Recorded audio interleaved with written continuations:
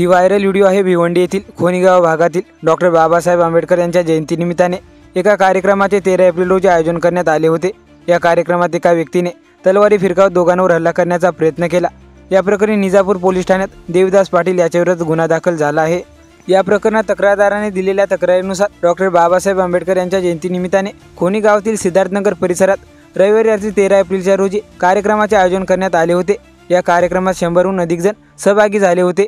त्याचवेळी या भागात राहणारा देवदास पाटील हा दुचाकीवरून त्या ठिकाणी आला। त्याने जमलेल्या नागरिकांना शिव्या करण्यास सुरुवात केली। त्यानंतर तो घरी गेला। घरी जाऊन त्याने दोन्ही हातात तलवारी आणल्या। त्यानंतर पुन्हा तो त्या ठिकाणी आला। त्याने तलवारी फिरवण्यास सुरुवात केली। तसेच कार्यक्रमात उपस्थित असलेल्या 2 तरुणांवर हल्ला करण्याचा प्रयत्न केला। या घटनेनंतर सर्व जमलेले लोक पळू लागले। नागरिकांनी घरामध्ये जाऊन स्वतःला बंद करून घेतले।